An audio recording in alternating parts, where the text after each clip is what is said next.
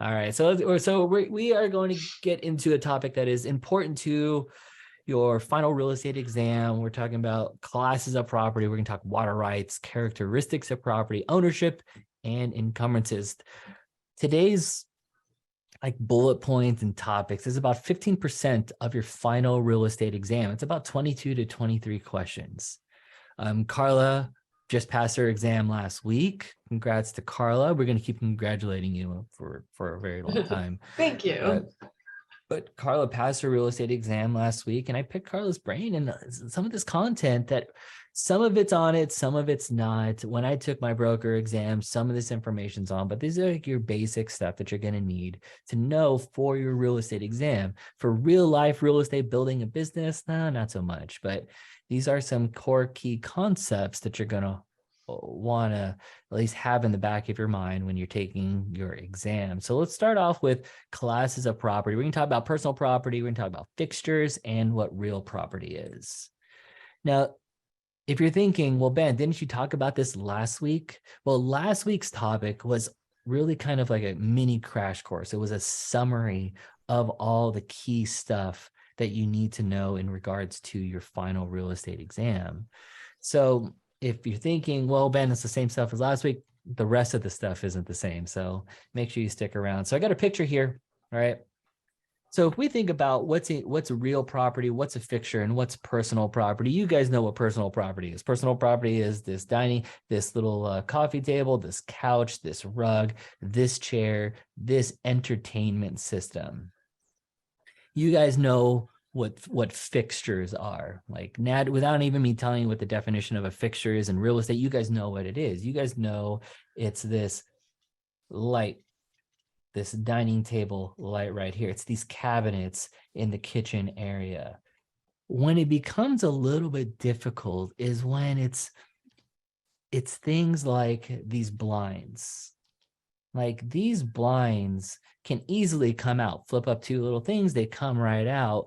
But this zebra blind, which are crazy expensive, this one technically stays with the property and it's considered real property, mainly because it's custom fit for this actual little tall window here.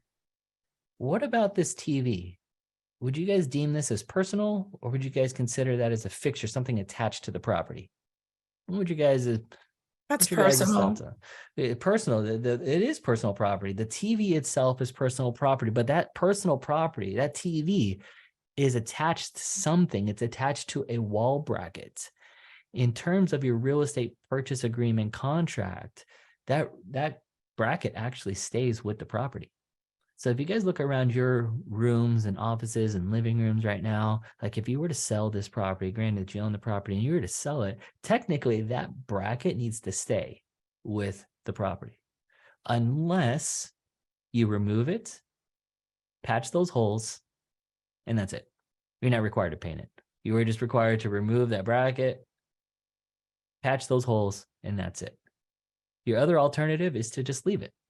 And this is actually what's stated in the California residential purchase contract. So that's where it gets a little confusing.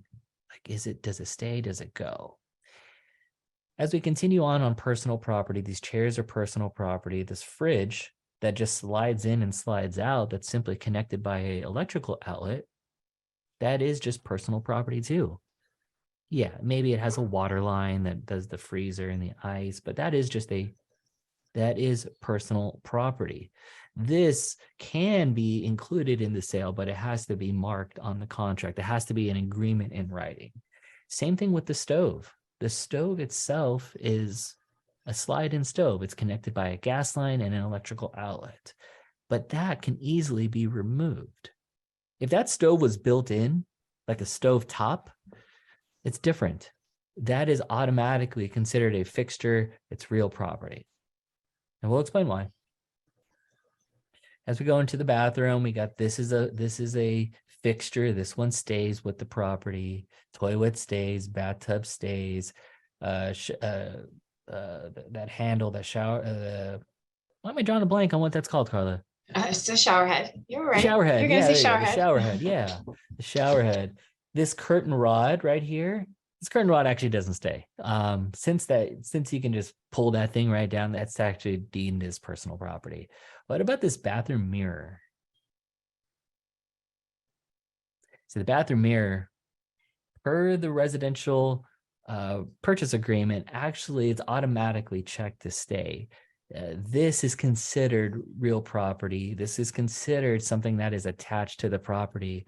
And the biggest issue that they had in the last like 5 years is that some homeowners were taking these mirrors. They're taking them in the sale where they like the fixture. I mean, they like the design of it, so they took it. However, California Association of Realtors had to make it so that it's written in the contract that it automatically stays.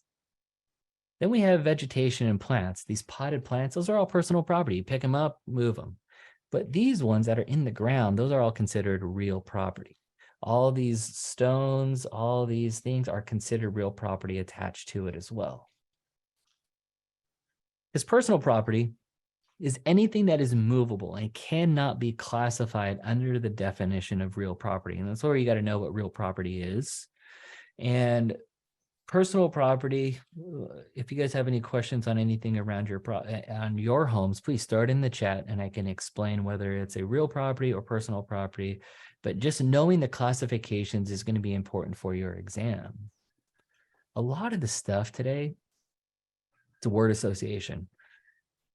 One word should make you think of another word. And one of the words that should pop up in your brains, if you hear the word emblements, and I always joke and I always ask Carl, like, when's the last time you used the word emblements in your language? Like, we never ever do. But what emblements are, these are crops. These are the oranges. These are the almonds. These are the avocados. If you are a farmer and you are growing any fruits or nuts or anything on your land, technically that's your personal property. Those oranges are emblements. Those are your crops. That's personal property for you. The tree itself, that's real property. That stays with the home. So if Carla has a giant orange tree in her backyard and she sells her property and she's got to move out today, and Carla's like, I'm going to take all my oranges. Like, she has a right to do so. She can. Those are grown, cultivated while you live there. Those are your personal property. Take them. Don't take the tree, but you can take your crops. You can take your fruits. Emblements, words should pop up in your brains, should be crops, which are personal property. Then we have fixtures. Fixtures are personal property attached to or incorporated into the land in such a manner to become real property. So fixtures are personal property that became real property. Your faucets, your door handles, your light fixtures, those are all fixtures. Like, those were personal property that, because they were attached, became real property. And the acronym that we always, any acronyms are always important to real estate. Always super, super important. And that's the Maria method. And the Maria method are 5 tests or questions to determine if something is a fixture or not. So the M stands for method of attachment. We got to ask ourselves, man, is this personal property or is this a real property? And the questions that we have to ask ourselves is, how is that item attached to the property? Is it screwed in? Is it glued? Can I move it? Am I able to pick it up and move it? Is it plugged in?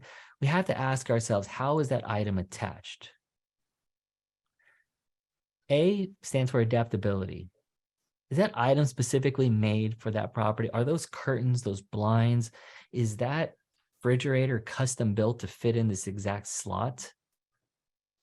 Because if it is, it's probably real property. It is probably a fixture. If it is custom built for that specific purpose, for that specific home, it's probably real property. What's a relationship? What does it mean to the owner? And this kind of varies between tenants and if you're a buyer, seller, landlords, and tenants. If I got this like mural painting, super mural painting of me and my family on the wall, and that thing is like screwed in there so that thing doesn't come down, I don't really think you want that mural painting of me and my family in your living room. Like just because it's screwed in and attached to that wall and you got to rip everything out to get that thing out, like the relationship doesn't apply to the property. It applies to the individual. I stands for intention. Was that item intended to be permanent? If it was, it's probably real property. It's probably a fixture. And then last one's going to supersede it all is going to be an agreement. Is there an agreement that says that that item is included? Can you include furniture, TVs, clothes, rugs in the sale of a property? Absolutely can. You just have to have an agreement around it. Just a piece of paper saying that's included, all included in the sale of the property. So the Maria method is important. And the Maria method, again, is just to confirm, is 5 tests or questions that you got to ask yourself to determine if something is a fixture or not. If you hear trade fixture, you hear fixture again, you hear that word fixture. If you see that word trade, trade should equal business. That word association should pop in your head. Trade equals business. And these are always personal property, always personal property. And what we're referring to here are items like this, like the cubicles in an office space, the dental chair, these racks, these racks for the fruits in a grocery store. Those are always deemed personal property. And these are equipment that's used in like the formal, like in the normal course of business for any business. So these are always going to be personal property, and trade should equal business in your minds. Let's talk real property. Real property is the land and anything attached to it. If you think about like the dirt, right? Your dirt that you pick up, it's like not attached to the property, but it's considered real property though. It's not glued. It's not packed in there. Like you can literally just pick it up and have it in your hands. Like, this is my real property. It is. And it doesn't have to be glued to it, but land that you step foot on is real property. Anything attached, affixed to the land, such as buildings, fences, and walls, that's real property. That's going to be considered real property. Anything incidental or appurtenant, and appurtenant is like rights, it's like added to the land, like water. We're going to talk water here this morning. Like if you have rights to the water, like that's part of real property. That's considered real property under that umbrella. And then anything that's immovable, can't move it. Like anything like attached by roots, vegetation, landscaping. So Carla, those rose bushes in your backyard, that tree, anything that's in the ground, that grass, whatever, anything that's in the ground like that, that's real property. That's attached. That is considered real property. That's staying with the home. So I can't take my wildflowers when I leave. Your wildflowers? I planted those. Take your flowers, cut them off. Don't take the roots. They'll grow back anyway, so you're good. So we look at this nice windows. We look at this living room, right? We look at this living room. This is all personal property, this furniture, this light, this little chair here. But this curtain rod is attached to the property, and these curtains do serve a purpose. They technically stay with the property. Those are all considered fixtures. Those are all considered real property.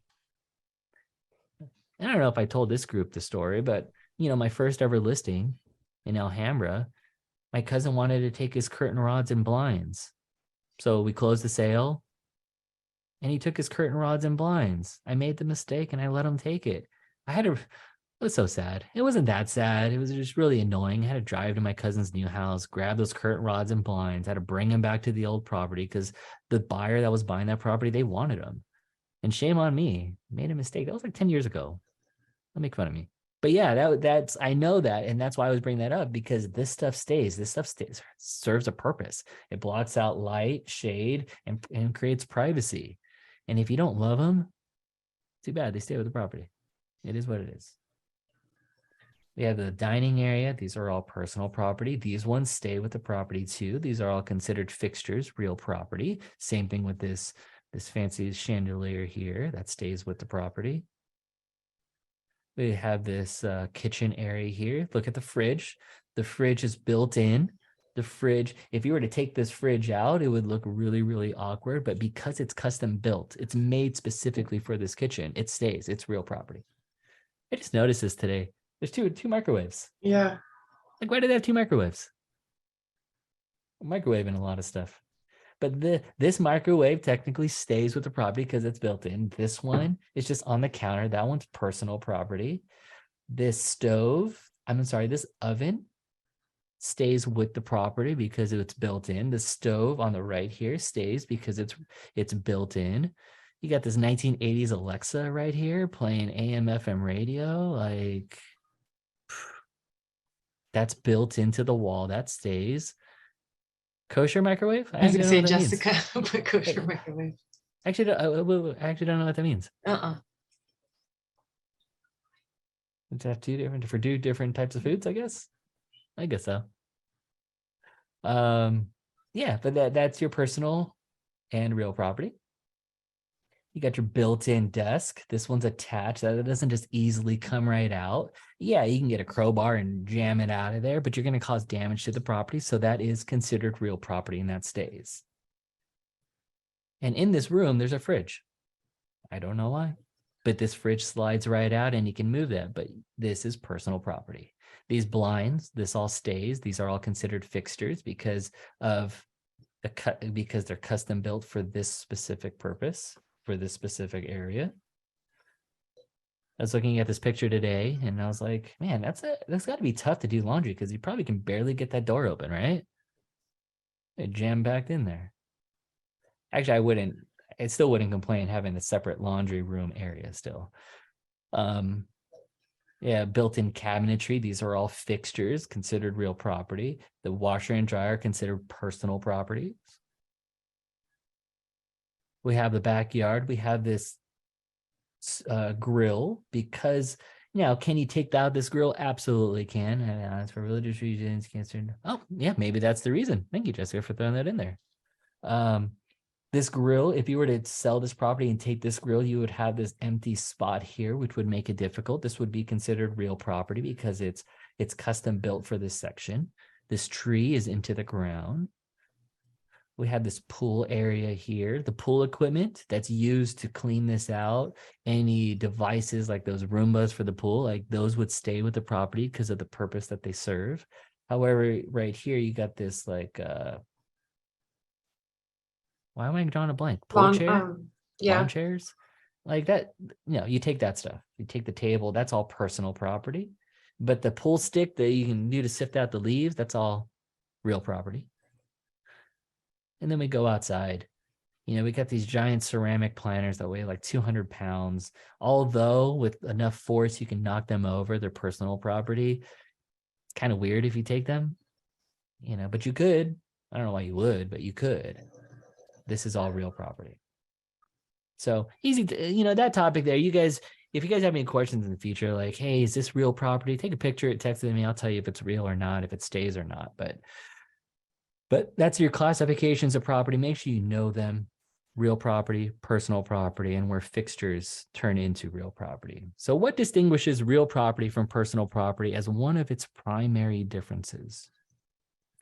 I've been working on these explanations for you guys because I want you to be able to look at a question and know why the answer is the answer and why the other answers are not the answers.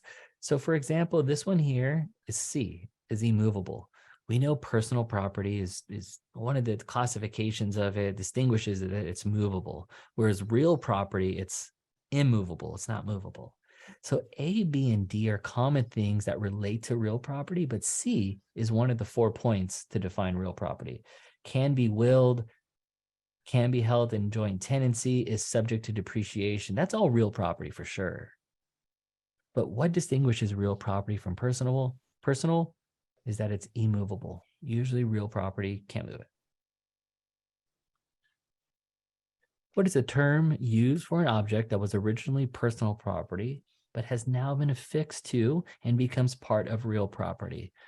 That's a clear definition of fixture. That's what that would be.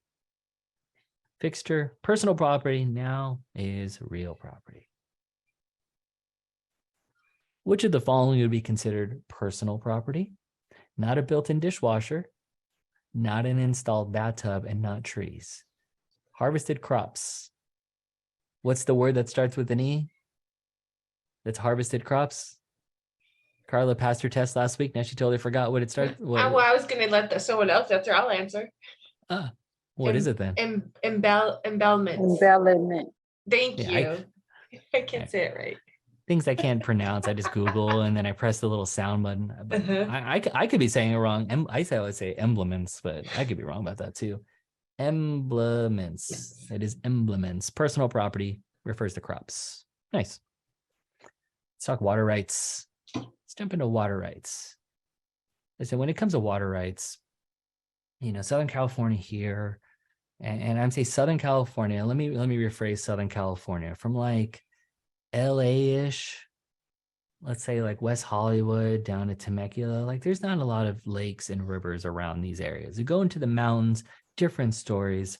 But what you need to know, especially for your real estate exam, is littoral. These are littoral rights. These are lake rights, ocean rights. This is the right of a landowner to use the reasonable use of a non-flowing body of water. Littoral, lakes, riparian is river. This is the reasonable use of a free-flowing body of water. And littoral, lakes, riparian, river, the first letter should be your signal. So if you get any question regarding water rights and it brings up littoral or riparian, like you just need to know like, oh, river, okay, that's moving water. That's water that moves. Whereas littoral is lakes. L brings up lakes. I have a client out in Lake Arrowhead area. Like Lake Arrowhead people are bougie. Like if you don't own property or land in a particular area, you can't have access to their lake. Lake Arrowhead, one of the biggest things, and you'll see a distinct difference in property values because some areas that have water rights, lake rights, that's a big thing. Like you can buy in Lake Arrowhead and you can be out of those lake rights.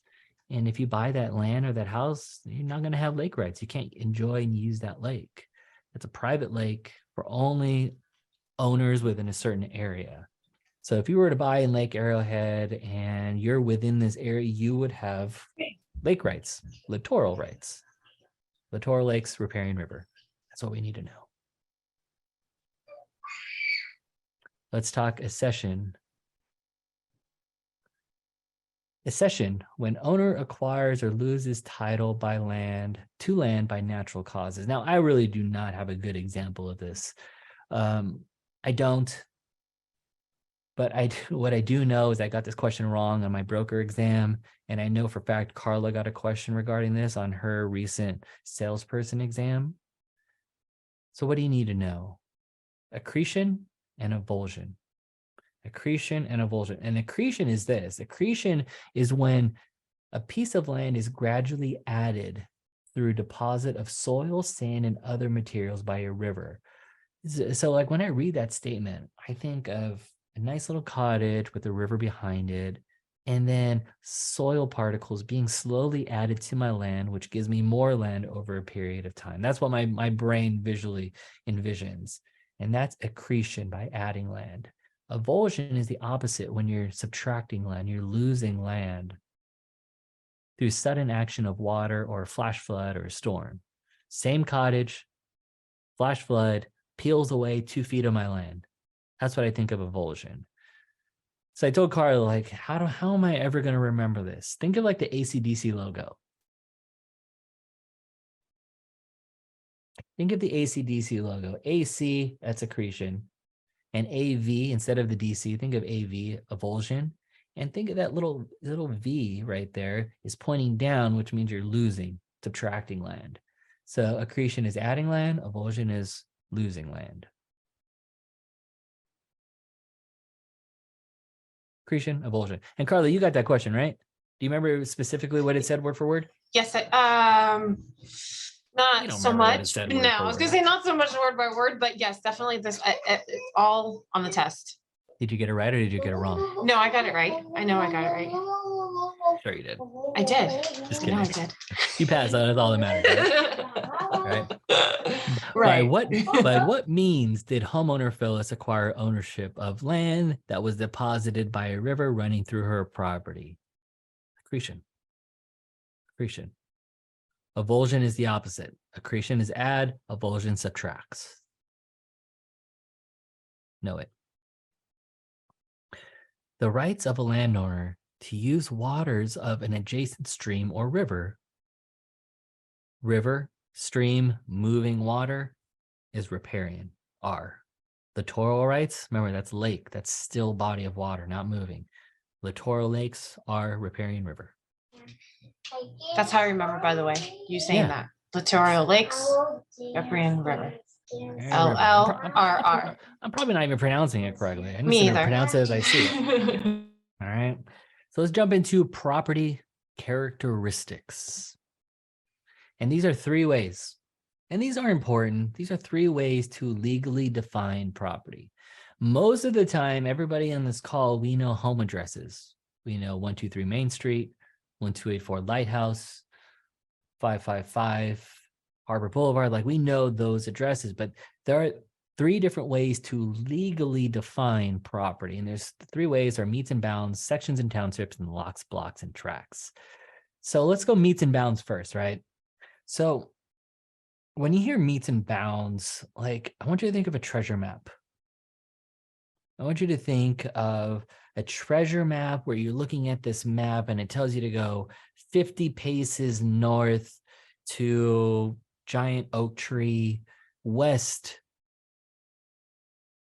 100 paces, veered right to the sunset. Like think of a treasured map. And this is usually used for unimproved, empty, raw land, super complicated. You need a surveyor to really be able to define these characters.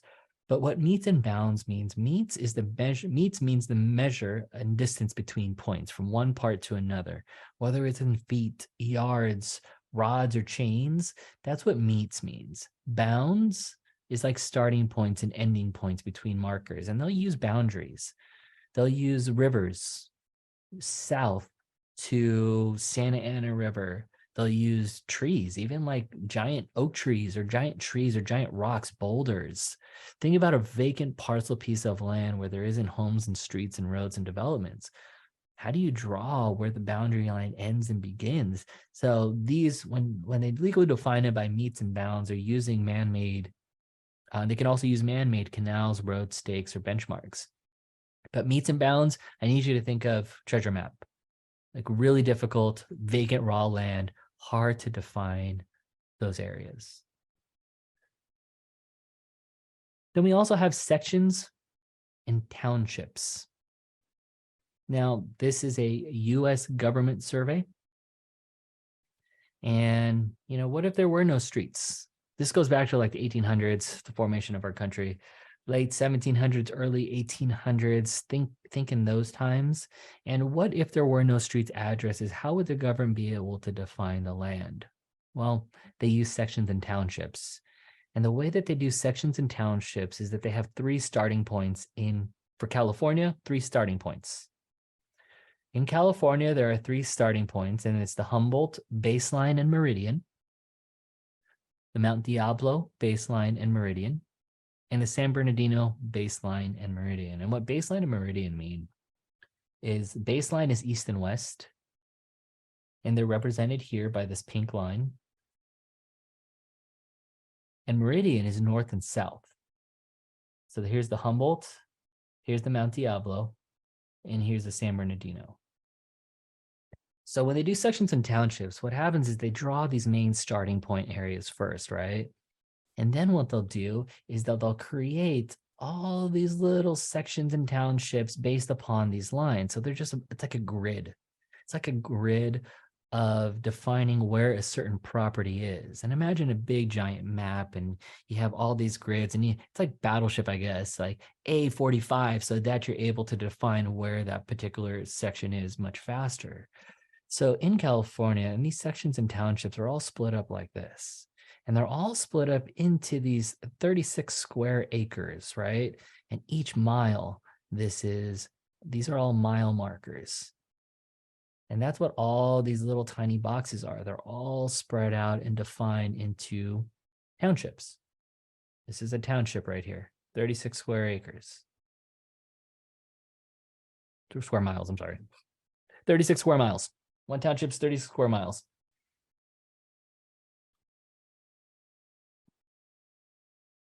Now if we're talking numbers to remember, because a part of it is memorization. If this is real life real estate, in the 14 years that I've been selling real estate now, I cannot remember one time when a client asked me, Ben, how many square feet are in an acre? Like, that doesn't make any sense. No one ever asks that question. But if they did, I would just simply Google it, wouldn't you? Mm-hmm. But for your exam, though, you are going to need to know 43,560 square feet is how many square feet are in 1 acre. But how do we memorize 43,560? You're going to use the 7-11 method. And what the 7-11 method is this. You take the 4 and the 3, that equals 7. And then the 5 and the 6 equal 11. And then just add a 0 at the end. So the 7-11 method. 4 plus 3 equals 7. 5 plus 6 equal 11.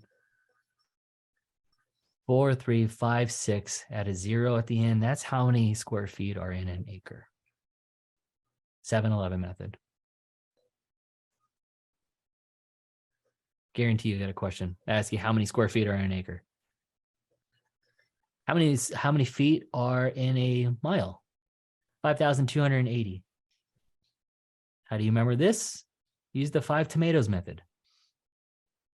5 tomatoes method is 5280. 5280 tomatoes. Random stuff that we got to remember. Absolutely worthless, everybody. Worthless in life. Just like my 7th graders algebra homework. Absolutely worthless. I hate that homework. 5,280, 5 tomatoes method. That's how you're going to memorize that. And one section is 640 acres. Carla, do you know how to memorize this one? Mm-mm. I don't know either. There's no fancy tomatoes or 7-11 method made up for this. You're just going to have to remember 640 acres. That is 1 square mile. That is 1 section. Right there. Baselines, meridians. You're going to need to know that square footage for the acre and possibly for the mile too. 5 tomatoes, 7-11 method. Trust me, memorize that. Let's jump into lots, blocks, and tracts. All right, now this is where you guys live. This is, unless you live in the middle of the desert and you don't have a home address and you're nomad and you're just like camping out on the dirt, like this is where you guys live. You guys live in a lot, blocks, or tracts. This is describes a property to an engineer's map and approved by the Department of Real Estate and local city and county and then recorded. Subdivision map. These are our houses, right? And the lots, blocks, and tracts is like this. The lots are individually sections of a block. The blocks are individually numbered sections of the tracts. And then the tracts is a number assigned by the individual subdivision. This is from a property that I sold in Upland. The address was like 2523 Albright, Upland, 917 something something. But if you go to the actual description, the legal description of the property, it's lot 25, tract 9604 in the city of Upland, county of San Bernardino, state of California, as per map recorded. But that's the actual legal description of that property. The owners, you guys don't, hey, where do you live, Carla? Oh, I live in lot 45, tract 72 in the city of Paris, California, in the county of Riverside. Like, no one's going to say that. You're going to give me your address so they can pop it in Google Maps and find your property. But that's what lot, blocks, and tracts are. This is a subdivision recording map. Rolling. If you guys have questions, but I mean, you guys can throw it in the chat. Don't let me keep rambling on. Let's talk ownership. We're going to jump ownership time. So let's first talk less than freehold. If you are renting,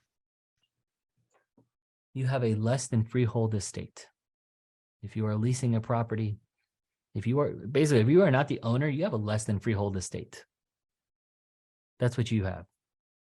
You have rights to that property for a specified period of time. You're not the owner, but you still have rights to it for a period of time.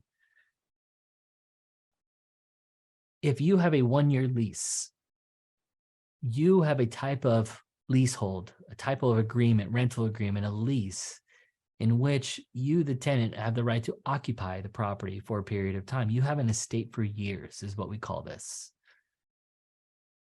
If you signed a lease agreement, you signed an estate for years agreement. We can put it that way. Why don't we just call it a lease, a 1-year lease? Because the fancy name for it in real estate is an estate for years. So the years should be your cue for this. And that's what an estate for years is. It's a 1 year or longer fixed period of time.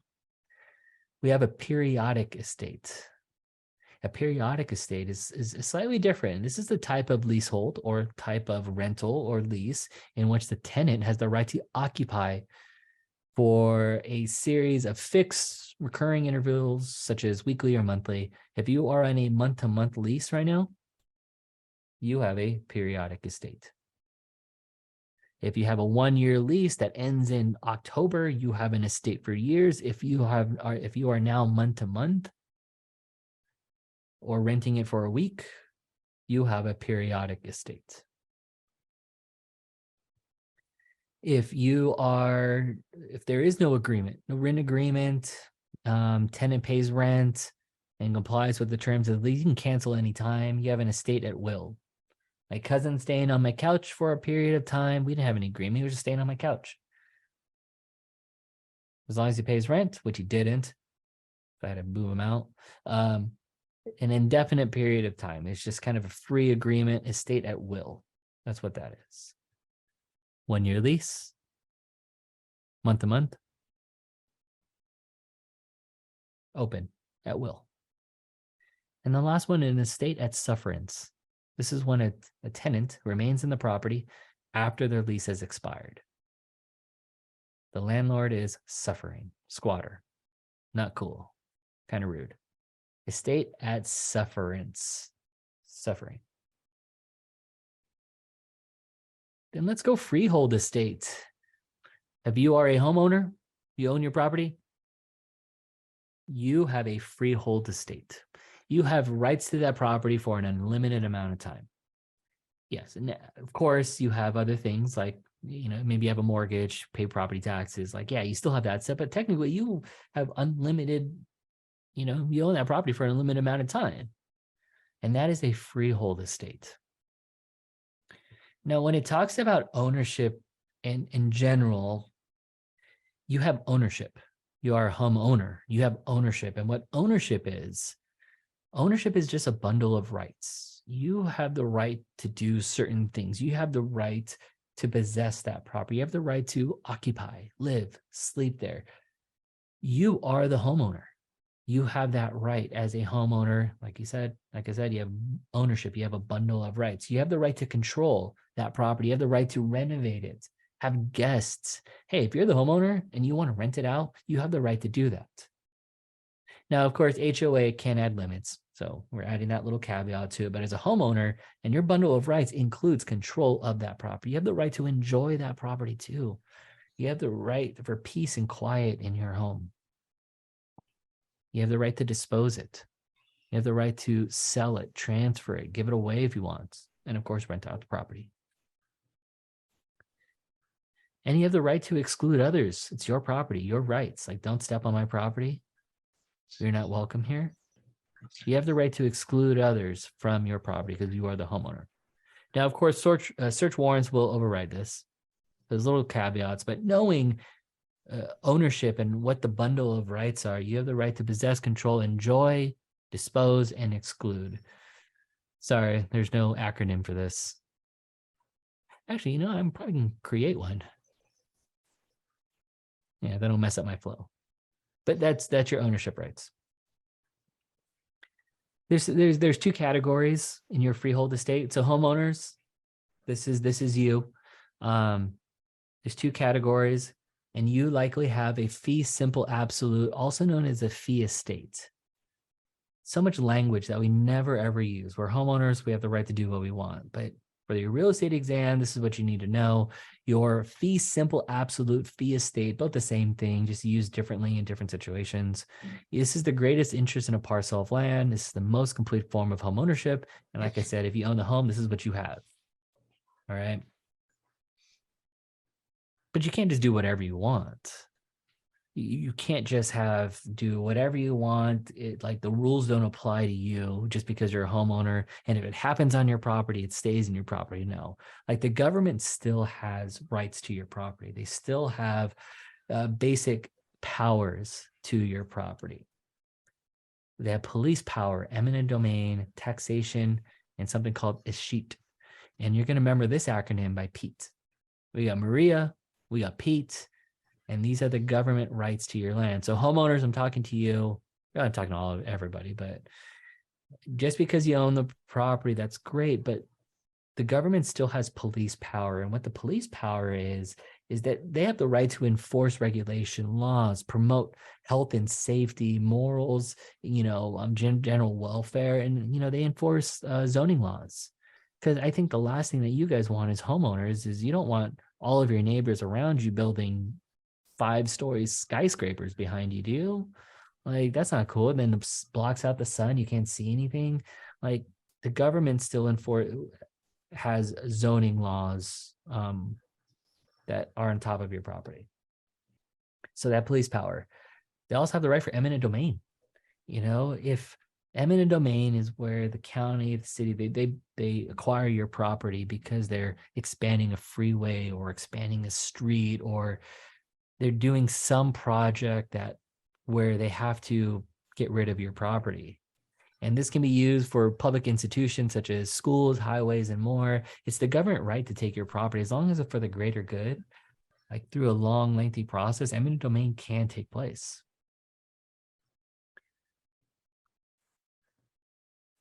They also have the right for taxation. Yes. Good luck not paying your property taxes. If you don't pay your property taxes, yes, they can take your property. They can. They absolutely could. So taxation, and again, this is the government's kind of rights over it. Property taxes, where you charge real estate, and that's your property taxes. And then the last one is escheat. And this is the case where someone dies, it goes through a lengthy period where no one claims the property, no homeowners, like no one has any rights to the property at all. Eventually, if no one claims this property, the county state's going to take your property. The government can take your property through the court process called escheat. Police power, eminent domain, taxation, and escheat. Pete. The other category of a freehold estate, which is very, very, I don't want to say very, very uncommon, but probably not common to you guys, is something called fee simple defeasible. The defeasible part is that's your clue, like deduct, take away. That's the word association we want here. And what this is when the grantor places the condition on a fee simple estate. This is like Carla selling me the property and says, hey, Ben, I'm going to sell you my land, but you can only use it for a park. Like, I agree to that when I buy Carla's property. But she also says to me, hey, if you choose to use the land for something else, the property will automatically be mine again. There's a restriction, there's a condition placed on it. You can only use it for this. So whatever it is you're selling, if I were to acquire Carla's land and she says only use it for our park, I would have a freehold, but it would be a fee simple defeasible. Just know the defeasible part, condition. That's what's they're going to need to kind of that word association together. Ivy says deep sea.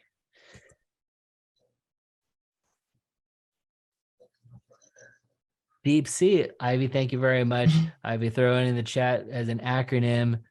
I am going to claim credit for that. So D-E-E-P-C, deep sea. Oh, man. I like it. Thank you for the help on that. That's the acronym to know for an ownership bundle of rights. And I am really going to steal that from you. Thank you for that. Let's go life estates. So another form of a freehold estate. This is the life estate is an interest in real property, which is held for the duration of someone's life. I think the life word kind of is your clue, right? So we got a lovely couple here, and they want to pass their property to their child, but continue living in the home for the rest of their life. They still want a home ownership, but they want to continue living in the home for the rest of their life. So what they can do is they can transfer the property, and these people will now become the life tenant, and this person will now become the owner. The life tenants have the right to possess the property. They have the right to lease it out if they want to. Right to lease it, maintain the property, and they got to pay the property taxes. So they own, it's just a different form of ownership. Until they pass, then this owner can take over. They have a life estate. Less than freehold, remember that's a renter's. Freehold, ownership, and then life estate based upon ownership of someone's life. So what does a freehold consist of? It is not a leasehold estate. It is not an estate from period to period, because that's basically a month-to-month rental contract. An estate at will, that's someone's sleep, that's in a, at will, loose, not a specific period of time, a type of leasehold estate. So that only leaves it with a fee estate. That would be the correct answer. So what does a freehold consist of? A fee estate. What term is used to describe a scenario where the tenant continues to reside on the property despite the expiration of their lease and the cessation of rent payment? Estate at sufferance. This is the person who has overstayed their welcome. Their lease ended and they're still staying at the property, and now the owner, the landlord, they are suffering because the tenant's squatting on the property. That is an estate at sufferance. The following, which of the following is not an instance of police power? These ones are always tricky because it's not an instance. A, C, and D are all instances of police power. Building codes, government stuff. Zoning ordinances, that's government stuff. City planning requirements, that's all government stuff. Which is not an instance, it's restrictive covenants. Restrictive covenants, you can also think of as restrictive rules. That all is like a homeowners association. Restrictive covenants are usually are an HOA where they can tell you only paint your house these types of colors. If you're doing work on the outside, you have to. That's not police power. That is just a restrictive covenant on one's community.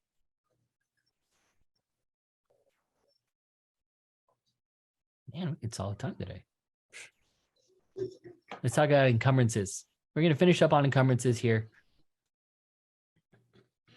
So encumbrances, again, Carla, when was the last time you used the word? I want you to find a way to use with Ricky this weekend, like the word encumbrance. Be like, Ricky, you're such an encumbrance on my life. Like, encumbrance is baggage. It's a burden. Mm-hmm. It's a restriction. It's a constraint. And I write it here is it's not a good thing. Like, no, it's not the best thing, but it's common, right?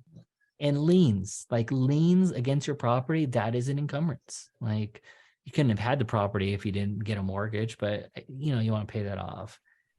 And if you don't have a mortgage, even better, you don't have that encumbrance. But that's what an encumbrance is. It is a right to sell one's property.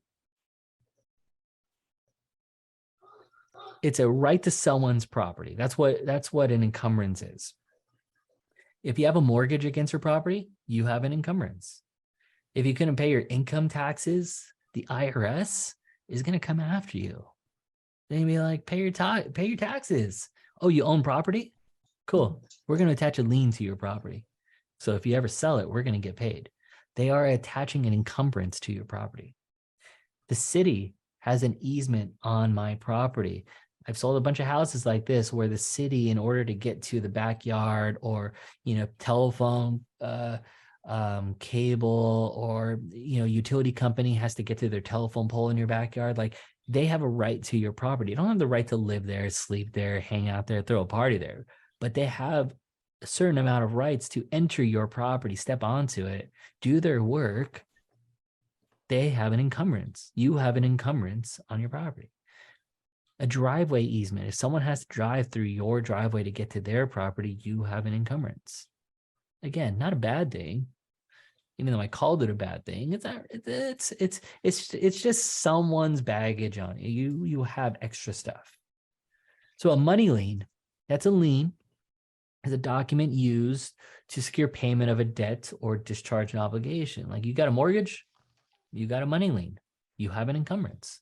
A money lien, a lien is an encumbrance. And these could be general or specific. And when we say general, like judgment liens, tax liens, these are general and connected to the person. Like if you don't pay your property tax, if you don't pay your income taxes, or maybe you didn't pay a $50,000 credit card bill and they file a formal lien, like that's to you and your assets, and your property that you own is your asset. Specific liens are against a property. Specific liens are like a mechanic's lien. You had a property, you put a driveway in, you didn't pay the contractor, contractor gets pissed. Contractor's like, I'm going to put a lien on your property. They put a lien on the property, not on you, the individual, on the property itself. General lien is to the person, specific is to the property. We also have voluntary and involuntary. I think you know what the words voluntary and involuntary means. A mortgage loan is a voluntary lien. You wanted it. You wanted the property. And a bank gave you money and you promised to pay them back. An IRS lien or a court-ordered judgment is involuntary. You didn't ask for the court to put a lien against your property. It was involuntary. A blanket lien. A blanket lien is where maybe a judgment or the IRS says, oh, you own 5 properties. Cool. We're going to put a blanket lien on all of them. So if you sell any of those assets, we're going to take our part. That's a blanket lien. The word blanket should be your kind of, let's cover it all. Then there's tax liens. Any unpaid property taxes, including specials, become a lien on real property. You got to pay your taxes. Pay those taxes. So those are money liens, right? Those were money liens. Another type of encumbrance is a non-money lien.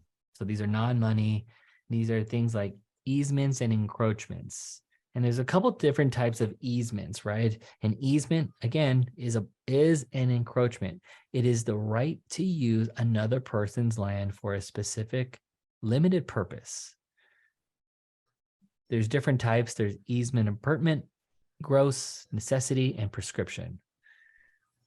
All right, I'm going to learn how to properly present this one day, and I'm going to keep trying until I get it right, Carla. So this is my neighborhood that I live in, right? All of these owners, all of these people that own these houses, we all have a 3¼ foot easement on our neighbor's property.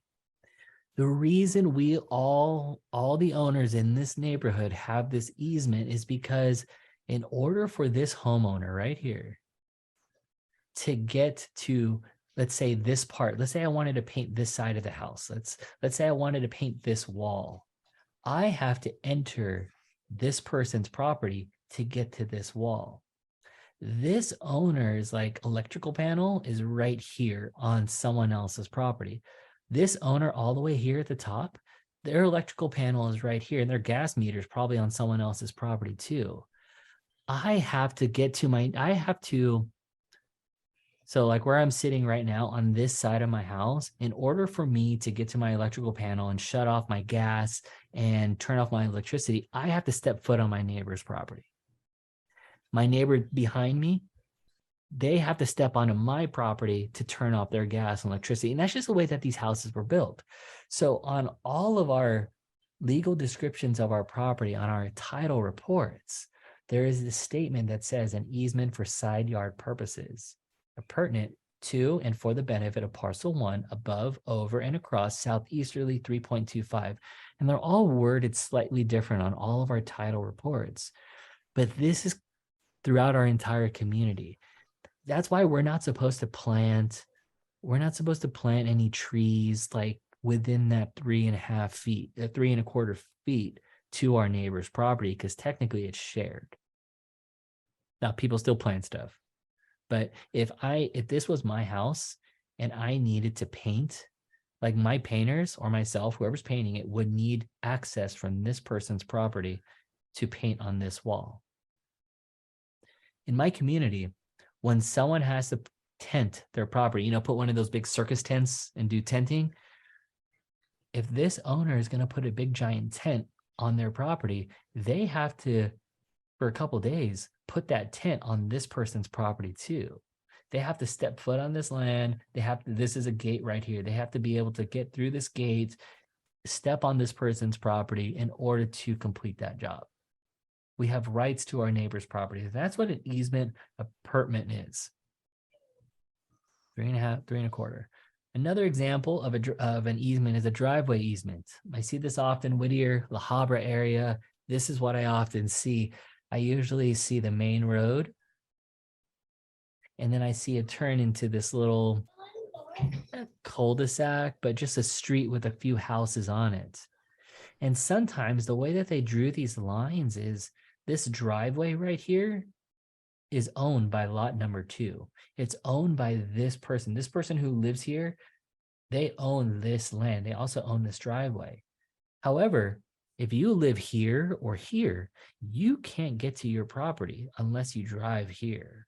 So you have to step foot on lot property 2's property to get to your home, to drive in from the street, drive on the driveway, and pull in. This is called a driveway easement. This is the right to use another person's land for a specific use, which is to drive to the property. This person, lot number 2, let's say lot number 2 is having a giant party. And lot number 2 is like, oh, we're just going to park all of our cars all along this driveway. But if they do that, lot number 3 and lot number 1 can't get to their property. Lot number 2 cannot do that. These people have rights to this property, and they cannot park all those cars. They can't block that entryway so that lot number 1 and 3 can't get to their homes. These are rights. Lot number 3 has rights to lot number 2. Lot number 1 has rights to lot number 2. That is an easement apurtment, and that is going to be stated on their title reports.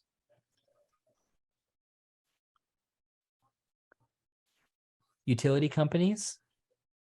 One entity has the right to access several pieces of property, and that's usually utility companies. If you have telephone poles in your backyard and their pole is in your yard, they have an easement on your property, and they have an easement in gross because that power is what supplies electricity to the entire neighborhood. That's an easement in gross. Easement by necessity. If this is your vacant piece of land right here in lot B, like you can't get to your property unless you step over D, A, or C's land. You have an easement by necessity because it's necessary, unless you're going to jump over these mountains, which that's not going to happen. And then the last one is easement by prescription. This is the continuous and notorious use of another property. I really don't have a good example for this, but the example that I found online is like a farmer who always crosses over someone's pieces of land with their cattle to get to another, maybe one corner, maybe like the last 50 feet of a farmer's land and corner. They always cut across. So that could be an easement by prescription because they've been using it for a long period of time. It's the best example. Prescription. The last one is encroachment. Encroachment is the intrusion of someone else's property. Well, all of you guys right now, not all of you guys, but I am willing to bet that some of you guys right now are encroaching on your neighbor's land, or they are encroaching onto yours. And encroachment is like this is my property line that ends right here. This is my neighbor's house. This is my house. This is a giant eucalyptus tree that extends into the sky and the land. And then if we go straight up, you can see that these leaves and everything are on my neighbor's land. Like I am encroaching on my neighbor's yard. Now, if my neighbor was encroaching onto my yard and dropping avocados, I'd be like, cool, man, keep dropping them, or oranges or some fruits, something that I liked. But if I didn't like those avocados and they were just rotting on the ground, I do have the right to say to my neighbor, hey, can you trim your tree? Don't let your avocados fall on my land. Like, because they would be encroaching. So that is what encroachment is. Encroachment is a form of an encumbrance, intrusion on a person's territory, rights, when a structure or improve extends onto someone else's property without legal authorization. Uriel, I got your message recording from the 11th, which is last week.